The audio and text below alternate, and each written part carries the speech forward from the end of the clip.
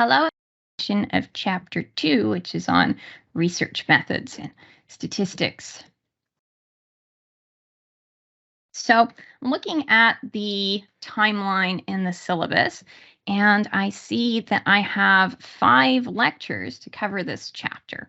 And there are 50-ish slides and 5 lectures, so I'm going to get through 10-ish slides a lecture. That's my aim, to stay on track.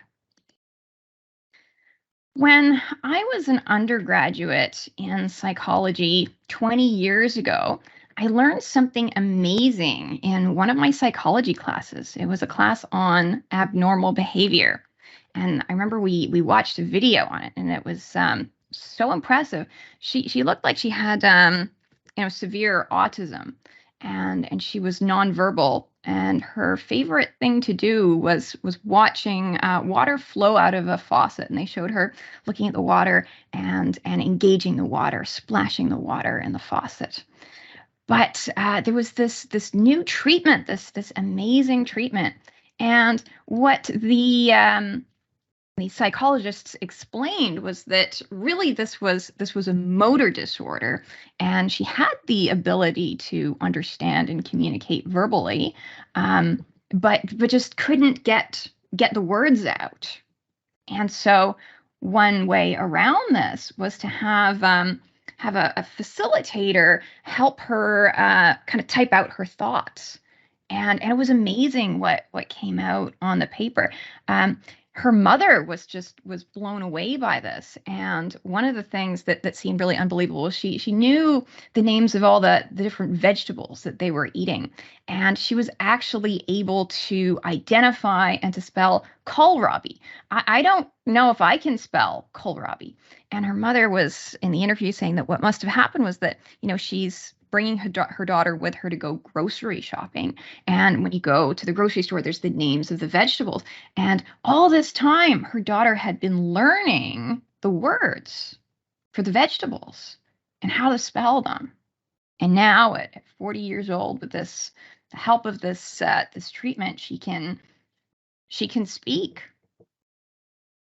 Right? Her mother was amazed. Right? You guys know where I'm going with this?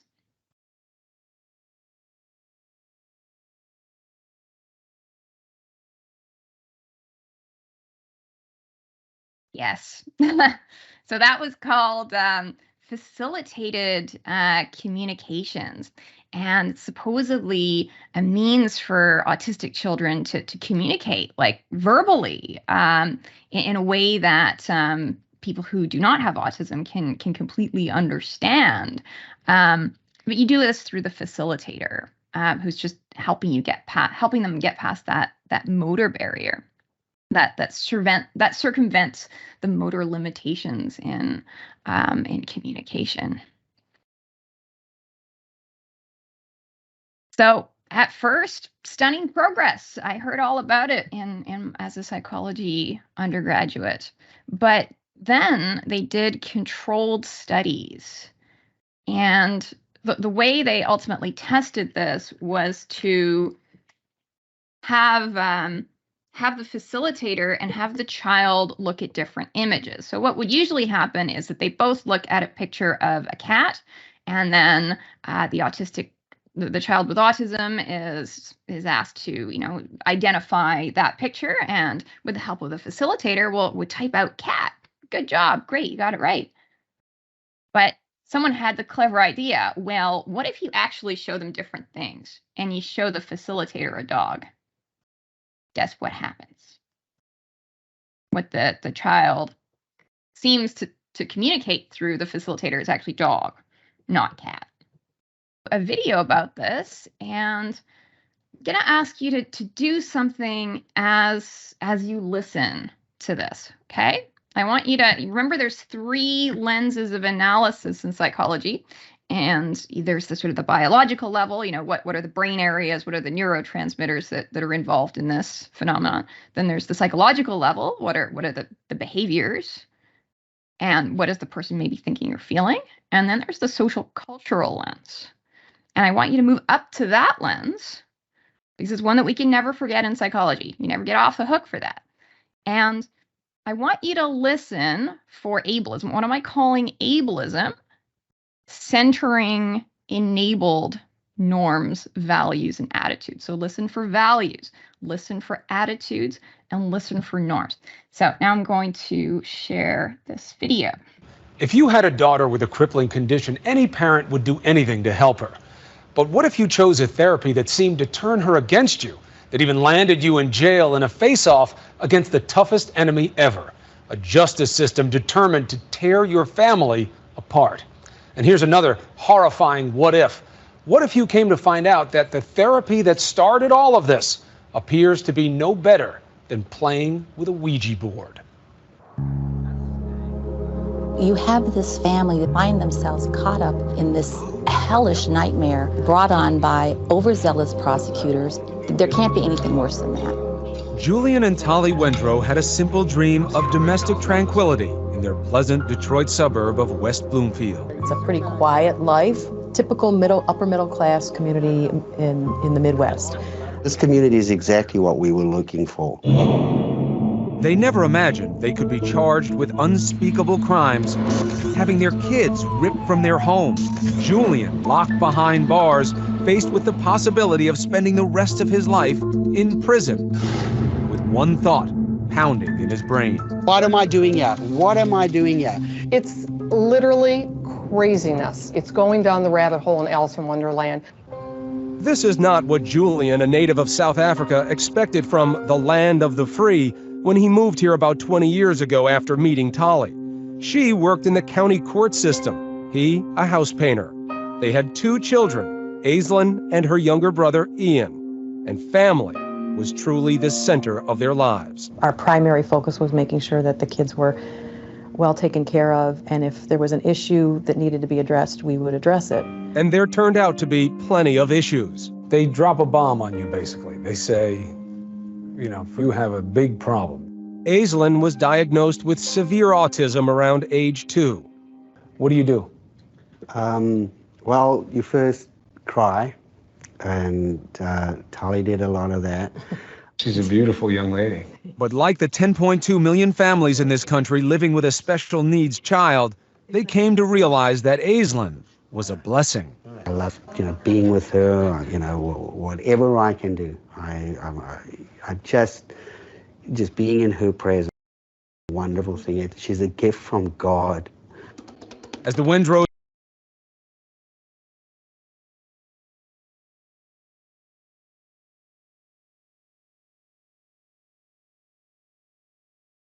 profoundly disabled. Unable to talk, Aislinn lives in her own silent world. Frustration is that you had every reason to believe there could be so much more in there. If we could just find a way to unlock what's holding her back. To understand the Wendrow's pain, you have to understand all they've done to help Aislinn break out. They spent years researching every treatment under the sun and trying most of them. They tried various therapies, special diets, even autism summer camps.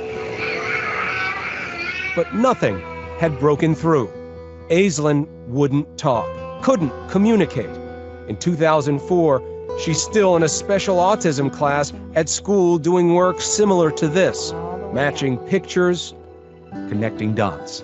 You believe that there was a person inside, there was someone in there. There is someone in there, absolutely.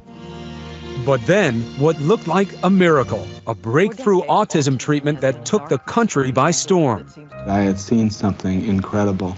As ABC News had reported on Primetime Live in 1992, a new therapy had appeared on the scene, something called facilitated communication, or FC. Inside these autistic bodies, there was someone who had something to say. It seemed like a revolutionary idea, that if someone holds an autistic child's hand or arm a certain way, that child can type their own thoughts. And for the first time, every parent's dream, actual communication. Tell me your favorite word to spell.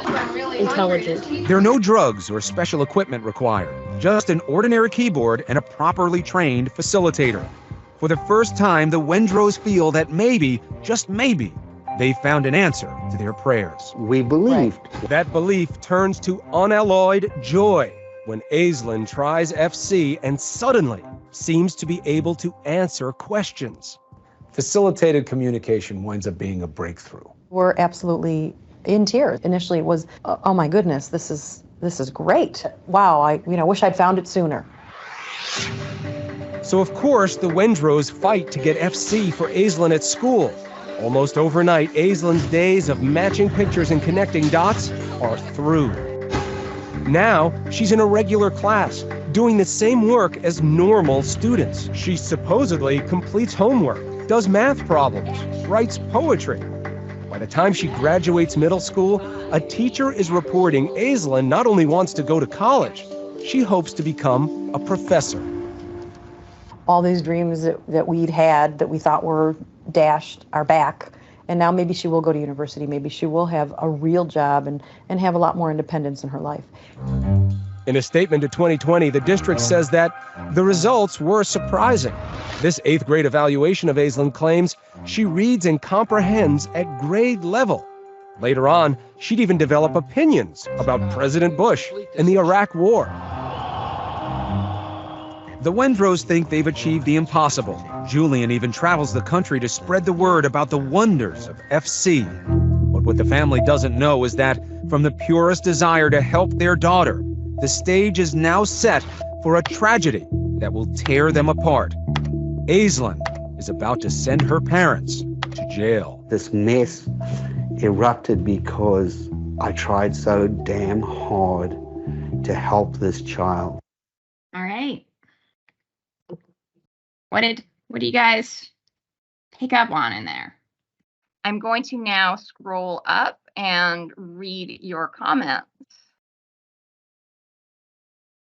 And I think the first one I saw was about confirmation bias. Yeah, people really wanted to believe in this, and there was what looked like evidence. It wasn't real, it wasn't good quality evidence, and they just went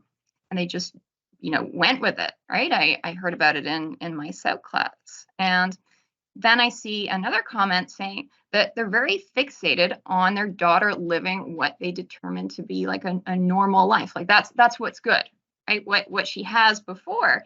I mean, it looked like what they had before was pretty good. They had this daughter they loved very much who was, a blessing to them, but that's not good enough, right? There has to be more, but more has to be normal or enabled or not autistic. Right? There's no good enough that's autistic. I'm reading another comment. There was a lot of talk about the person inside the child. Excellent point, right? As though the person wasn't human because of their disability. Absolutely. They're sort of saying, oh, there's a person. There could be that facilitated communication is proving that there's a person in there that you can unlock, and a person who has something to contribute and who has ideas or opinions. There was always a person in there, but a different sort of type person. Another comment, the social value or attitude that she's more valuable if she lives sort of normally. Absolutely. Another comment, there was a clear divide between autism and what is normal. Yeah, excellent point. There's actually a spectrum. Autism, there's an autism spectrum, and there's sort of different levels. And so somebody can have, let's say, like a stronger case, or there's people who could be in kind of a gray zone. And a comment says they kept looking for solutions to make her normal. Yeah, instead of looking for ways to actually communicate with her on her level, right, and in her ways, right? It was never about her. It was about their own discomfort. Wow, really, really astute observation there. And I'm thinking, how did they set up that video? They're like, these are upper middle class people in this nice upper middle class community where they just, want to be comfortable and have a comfortable life. And then this happened. Like one of their children, was born with autism, and the comfort was disrupted. So yeah, It was about their own discomfort. Another comment. I found the part of holding a certain part of their arm strange. So what the facilitator is actually doing is guiding the person's hand to strike a certain key, to write what the facilitator wants them to write or thinks they should write. Then there's a lot of, I'm going through the microphone conversation. The parents wanted to make the child normal so that she can be accepted socially. Yeah, I mean, that's the reason why, right, isn't it? That they talked about her, you know, having a real job. Lots of people with autism contribute. It might be paid or unpaid. And when they are paid in an employment relationship, there's nothing about that. Even if it's in a sheltered workshop, it's not a real job. It's still a real job. And there's this idea that, oh, you know, she's going to live the dream of going to university and like being a professor, as if that's like the ultimate success in life. That's what the academic system teaches you, right? So that message comes from, you know, teachers and educators, where, you know, that's kind of like the highest level of teacher. Well, there are a lot of other great things to do with your life, and honestly, it's not what it's cracked up. There's a lot of myths about what it's like. All right, another comment. Framing autism as a mysterious condition with her living in her own silent world, and constant references to the divide between her and her family. Yeah, this is something we don't understand, but it's a problem. I say it's a big problem, and we need to fix it. And the lens of fixing a problem is not the same thing as an inclusion lens of saying, okay, this person is different, or they have a certain condition, and how are we going to work with them so that they can participate? Those are just totally different ways of looking at something. Yeah, the family did make it about them. And you can see that they do love her and they do want the best for her. And they say, you know, that this came from the purest desire to help. And people that do things that harm people don't usually tell themselves that they're doing harm, right? They're trying to help. They're trying to do the right thing, but they're acting within a mindset, within a culture that's actually really harmful. So they're trying to do the right thing within what's kind of a toxic culture or worldview. Some kind of herd mentality where mental disorders equals alien or inhuman. And, you know, I'll say even the word disorder is interesting. If you say something is a disorder, it means you know what order is. And if everything we could know about the human brain was like a mile, we know 2 inches of that. So it's kind of hubristic for us to say that we even know what normal means. And the family was, there's a comment, the family was affected by societal trauma they face. And yeah, you know, parents are afraid for what's going to happen to their child. Then, you know, when things went wrong, they fell into systems, and all the ways that systems can go wrong, like the criminal justice system, the child welfare system, for instance. Did they? Yeah. So there's a comment, they looked at her like a dollar sign rather than their daughter. They are interested in her material or social success, but I don't know if is it because they want to profit for it, or is that because society tells us, or that our cultural view is that if you don't achieve that, you're not worthy. And parents want their children to be worthy. They also tried to make her just like the other kids at school, doing normal work and not there's interesting cases pro and against mainstreaming students with disabilities in the regular classrooms. Like there's some things about that can be good, like students in the normal classroom see that, you know, folks with disabilities exist, but then sometimes what's going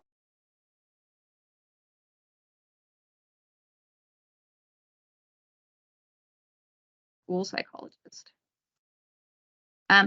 There's some questions about what happened. I'll fill you in.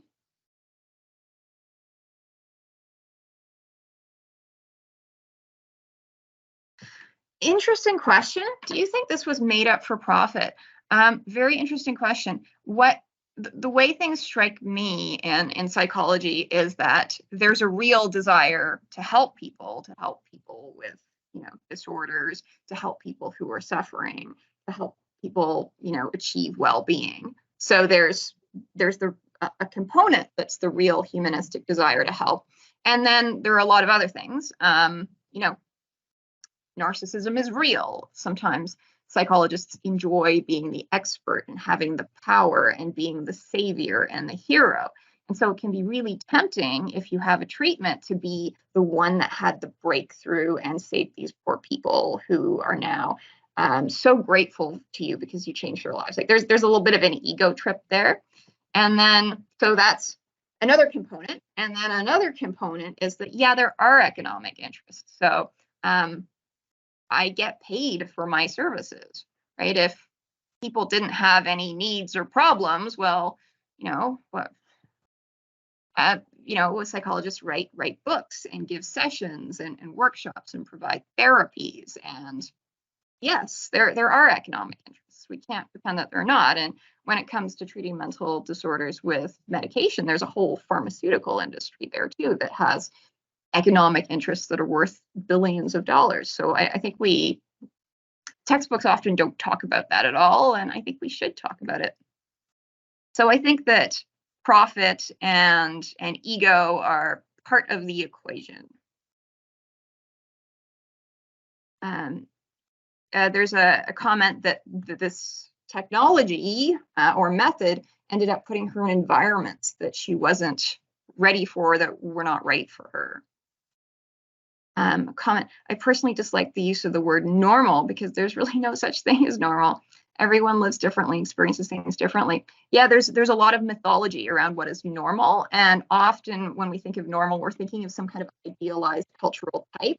And it's kind of a person that is unrealistically career successful and has unrealistically untroubled relationships and is also able-bodied and is feels joy all the time and never suffers.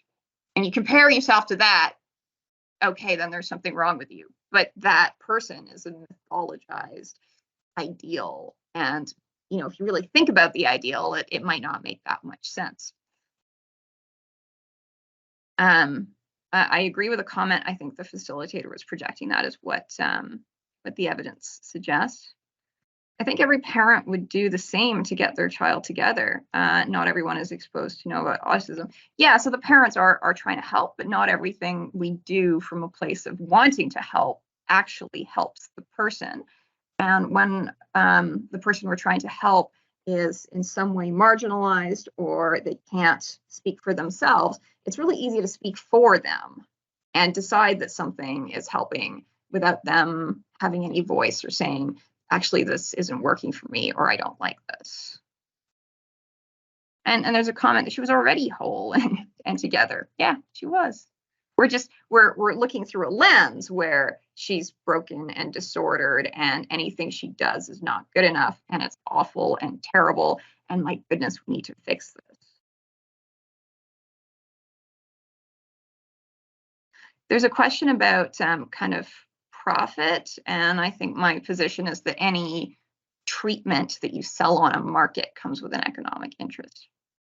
We'll get to the why about the accusations in the next part. And in the interest of time, I'm going to read through the comments more quickly, and I'll probably answer them all at once. There's a good comment about the lack of education. So parents and teachers and people in schools aren't educated about autism, and that can lead to stigma. Yeah, a comment about judging and blaming the parents. Think at the cultural level, and it's very normal for us to reflect culture in our behavior. It's automatic, and yes, there's a huge part for a huge piece for education. So here's some other things that I got. There's this idea that she could not communicate. So we were not seeing the things she was already doing, as being a way of communicating. So we're not seeing nonverbal communication as a legitimate form of communication.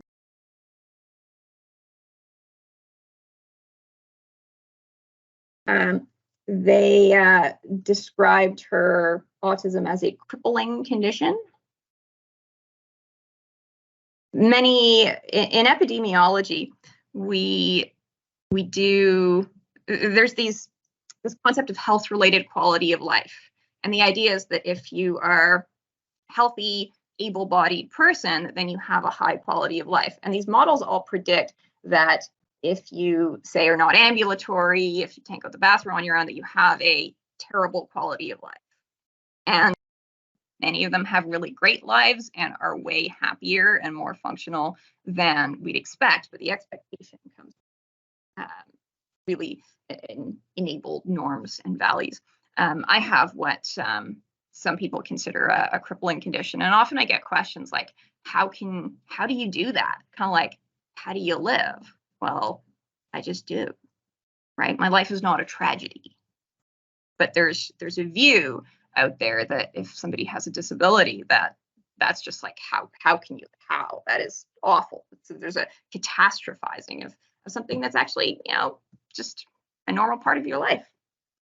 And I don't hate people for doing that. It comes up fairly frequently for me. And when people ask me that question, I say, oh no, I just do my thing and keep going. What else? The idea that this therapy could unlock something in her, that she's in a really bad place, like that her existence as a person with a disability is just terrible. And this is the key that's going to let her out of the bad place. But what if it actually isn't such a bad place from the subjective lived experience? And yes, I do think it's important to sort of talk about how it can be harmful so people don't repeat it, because what we see with a lot of these therapies is kind of a savior narrative, that this will kind of save the person and help them, and it's so great. And yeah, it's important, I think, to have the voice to say, well, actually this can do harm. But with some of these treatments, some of the most abusive ones, the person who's the recipient of the treatment can't communicate that.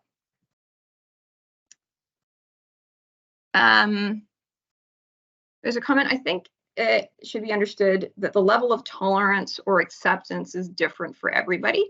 There are some people that do not tolerate or accept people with disabilities. That is true. There is that variance in tolerance in the population. However, we need to be aware of when we're overstepping people's human rights or excluding them from participation in forums where they should be able to participate.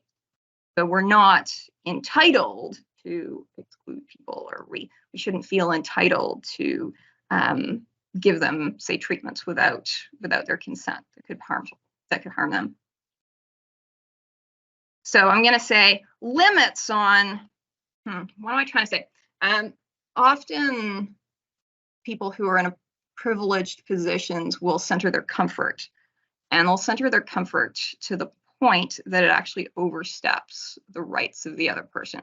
So imagine, sometimes it happens in the United States, that there's a Black man who's walking around in a suburban neighborhood, and maybe a white person feels uncomfortable and thinks, oh, this person might be looking to rob a house and could hurt me, and I'm scared, so I'm going to call the police.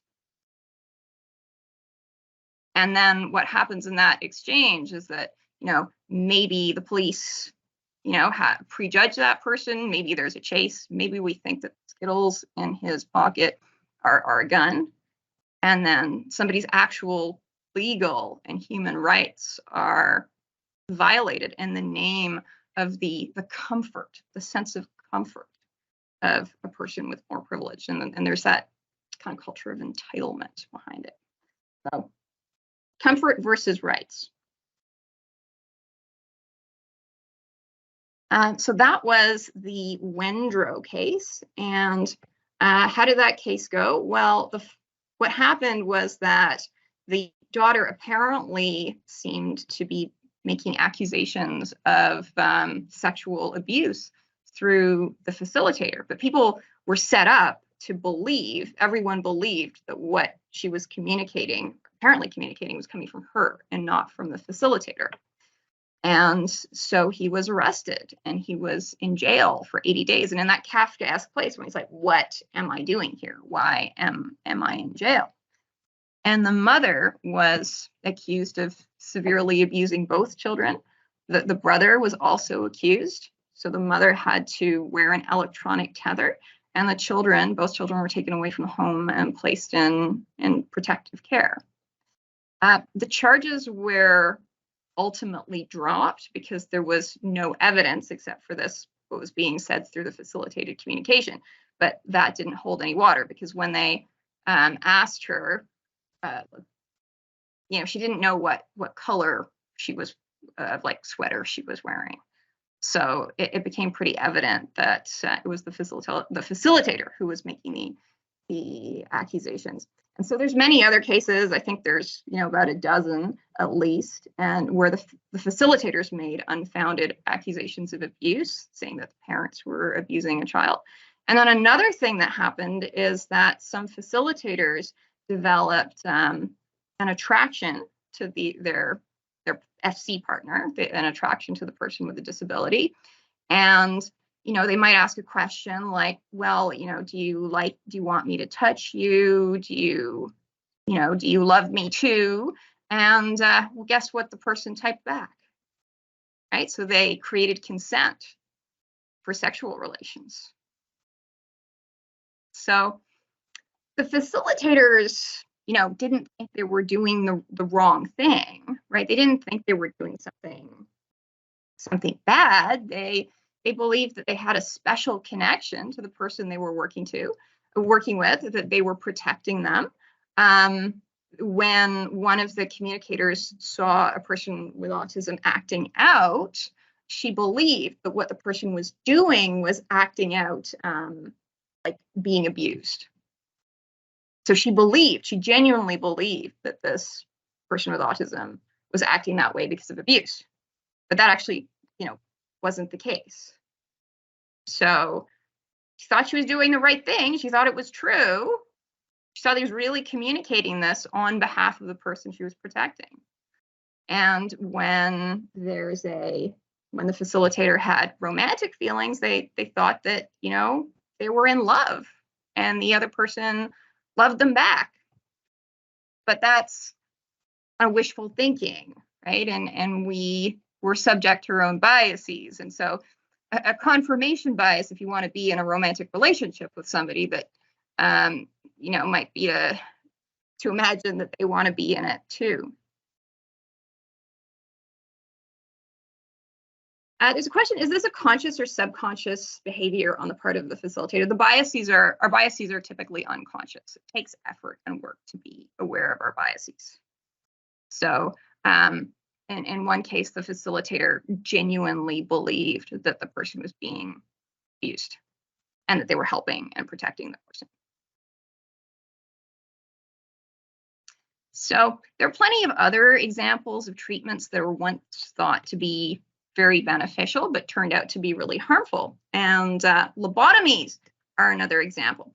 And the idea with a lobotomy is that we're going to sever the connection between the kind of midbrain, the part of your brain that handles emotions, and your forebrain, the part where you have your reasoning.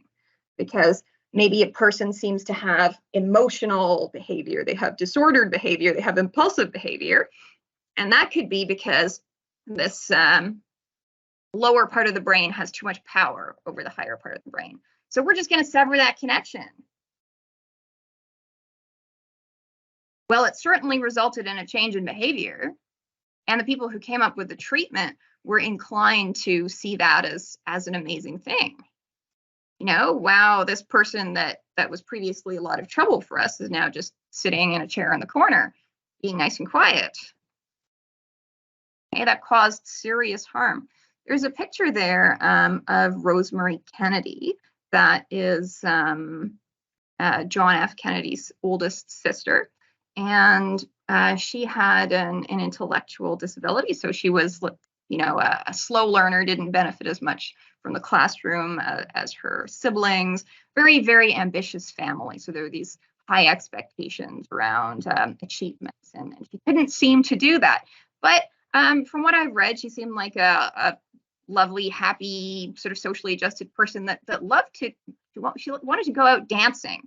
So sometimes she struggled in school, but then she found kind of a Montessori school that worked really well for her, where she was quite happy. But then the family moved back to America, and she was, a young woman then, and she wanted to go out dancing.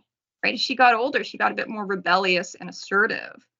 And the family was afraid that, she doesn't really understand, and she's going out to these dances, she might be taken advantage of or do something to embarrass the family. So this was supposed to kind of calm her down, right? To help her. They're coming from that place of purely just wanting to help.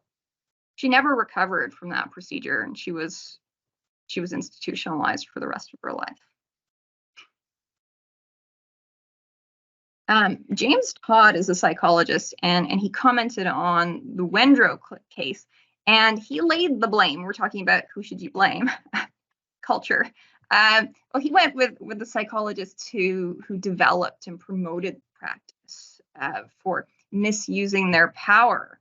And he said that as people who are in the position of power, who are seen as the experts, who are kind of looked up to, who are given that authority, that then they have a moral responsibility to think through how this could hurt people. And notice how a lot of these processes or procedures kind of make the psychologist a savior and a hero. And it's about helping somebody who is relatively, compared to other people, voiceless.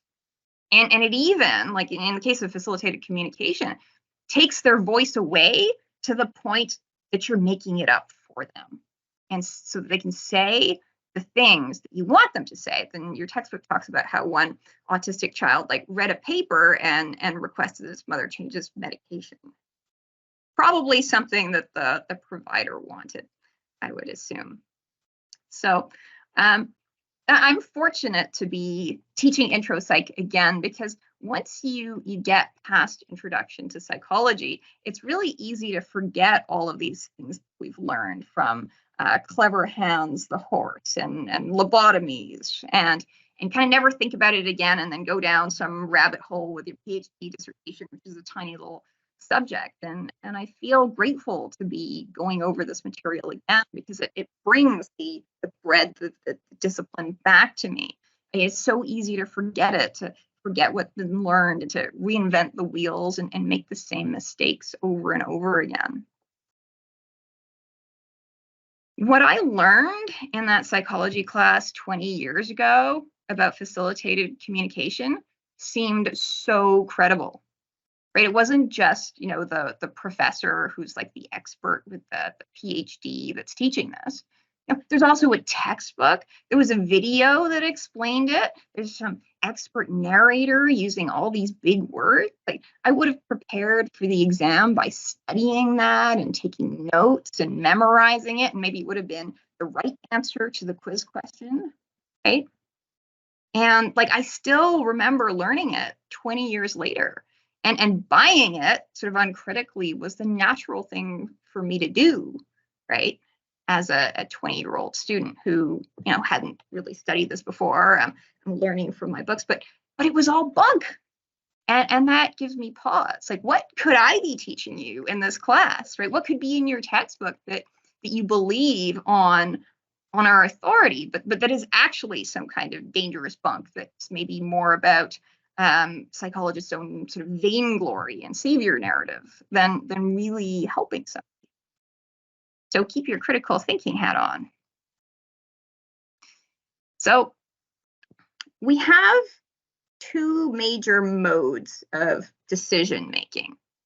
And one of them is that slow, deliberate, analytical way of thinking that you can choose to engage. That critical thinking, when you pull things apart and you're like, does this really make sense? And you get to the bottom of it. you actually can't do that all day long with everything. You just don't have the time, right? It's like, so it's easier. It's, in fact, something we have to do is rely on heuristics just to get through the day. And a heuristic is kind of like a rule of thumb or a guideline. And here's one. You're probably relying on your textbook and your lectures to be accurate. I mean, what if you started fact checking like every statement in your textbook? I expect that if you actually did that and dug into things, you'd find a lot of things that are misrepresented or that are stated as if they were a fact, but there's really some kind of flimsy evidence behind it, or that are overgeneralized. But to do that, you have to go and read the primary sources that the textbook cites and interprets, and then you have to read the papers that the primary source papers cited, and you would spend the rest of your life doing that. So to get through your day, you have to kind of rely on these assumptions, like the textbook is right and your professor is right and what they're lecturing you and teaching you what you're reading is all true. Okay. You know, if you see someone behind you in a dark alley, you probably speed up. Like you don't have time to interview them. But so those heuristics work in our favor overall. They're adaptive. That's why we use them. But they are subject to bias, right? Are there certain people in dark alleys that we walk away faster than others? Right? Are there certain people that we watch in stores to see if they might be stealing something? It's very open to bias, to stereotypes, because stereotypes actually are heuristics, and so they can lead into big and tragic errors. So intuitively, trusting an authority represents the application of a heuristic, and I do that all the time. When I go see my doctor, I assume that he knows what he's doing, and I do what he says. But are there times in my life when doctors have screwed me up and misdiagnosed me or given me a bad medication? Absolutely. Okay. So the assumption we make is that if somebody has power, that they're kind of worthy of it, that they know better, that their knowledge and their skill and their competence is greater, that they care, right? That they're honorable, that they'd never do anything to hurt you, and if they did, they'd fall over themselves apologizing and fix it, not like defend themselves and blame you. Okay, follow the doctor's orders, listen to your professor. And most of the time that works pretty well, right? Particularly if you're in a system that was designed to serve people like you.